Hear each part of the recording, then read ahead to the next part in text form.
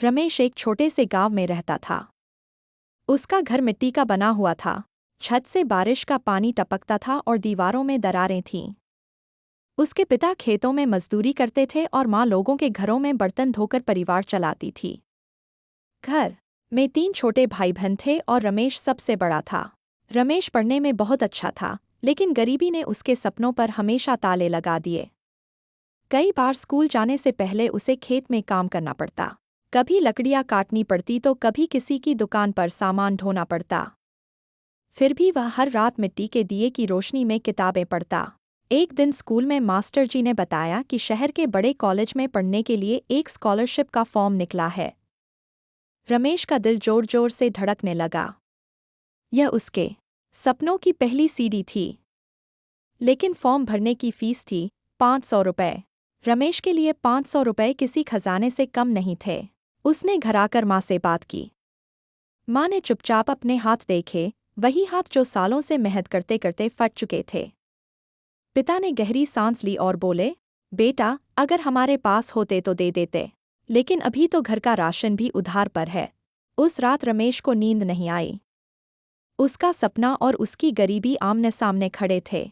अगले दिन गांव में एक खबर फैली, गांव के साहूकार की तिजोरी से पैसे गायब हो गए हैं। लोगों में हलचल मच गई। रमेश उसी साहूकार की दुकान पर कभी कभी काम करता था। उसे पता था कि दुकान की पिछली खिड़की रात को खुली रह जाती है। रमेश के मन में एक खतरनाक ख्याल आया, अगर मैं थोड़े से पैसे ले लूं, सिर्फ 500 रुपये, बाद में लौटा दूंगा। वह पूरा दिन इसी सोच में डूबा रहा। शाम को जब वह साहूकार की दुकान के पास पहुंचा, तो उसका दिल तेज धड़क रहा था। दुकान सुनसान थी। खिड़की आधी खुली थी। बस एक कदम और उसकी सारी मुश्किलें खत्म हो सकती थीं। लेकिन तभी उसे अपनी माँ का चेहरा याद आया, वही माँ जो हमेशा कहती थी, बेटा, भूखे रह लेना लेकिन गलत रास्ते पर मत जाना। उसने अपने पिता की झुकी हुई आंखें याद की और मास्टर जी के शब्द, ईमानदारी इंसान को देर से सही लेकिन ऊपर जरूर ले जाती है। रमेश के हाथ कांपने लगे। उसने खिड़की से झांका, लेकिन अंदर कदम नहीं रखा। उसकी आंखों में आंसू आ गए। वह वापस मुड़ गया। उस रात उसने एक फैसला लिया, वह गलत रास्ते से कभी अपने सपनों को नहीं पाएगा। अगले दिन रमेश शहर चला गया। उसने तय किया कि वह मजदूरी करेगा और खुद पैसे कमाएगा। वह दिन में एक होटल में बर्तन धोता और रात में चौकीदारी करता। हाथ छिल गए, शरीर टूट गया, लेकिन उसने हार नहीं मानी। 3 महीने बाद उसने 500 रुपये जमा कर लिए। उसने स्कॉलरशिप का फॉर्म भरा और परीक्षा दी।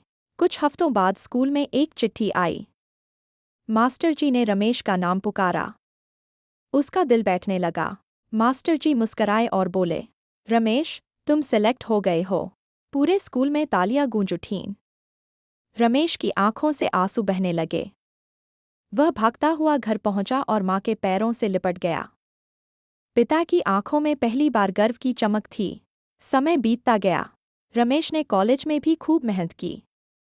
उसे कई बार भूखा रहना पड़ा, लेकिन उसने कभी ईमान नहीं छोड़ा। पढ़ाई पूरी करके वह एक बड़ी कंपनी में नौकरी करने लगा। कुछ साल बाद वही रमेश एक बड़े अधिकारी के रूप में अपने गांव लौटा। उसने सबसे पहले वही पुराना स्कूल बनवाया, जहां से उसके सपनों ने जन्म लिया था। फिर उसने गांव में गरीब बच्चों के लिए फ्री पढ़ाई और खाने की व्यवस्था शुरू की। साहूकार, जिसकी दुकान के सामने कभी रमेश का इरादा डगमगाया था, आज उसी रमेश के सामने हाथ जोड़कर खड़ा था। रमेश ने मुस्कराकर कहा, अगर उस दिन मैंने गलत फैसला लिया होता तो आज यहाँ खड़ा नहीं होता। उसने बच्चों की तरफ देखकर कहा, एक गलत रास्ता आपको जल्दी मंजिल दिखा सकता है, लेकिन सही रास्ता आपको सही इंसान बनाता है। ईमानदारी और सही फैसला इंसान की जिंदगी बदल सकता है, चाहे रास्ता कितना ही मुश्किल क्यों न हो। दोस्तों, इस कहानी से हमें यही सीख मिलती है कि हालात चाहे कितने ही मुश्किल क्यों न हो, एक सही फैसला इंसान की पूरी जिंदगी बदल सकता है। अगर रमेश उस दिन गलत रास्ता चुन लेता तो शायद उसे थोड़ी राहत मिल जाती, लेकिन वह कभी वो इंसान नहीं बन पाता जिस पर आज सबको गर्व है।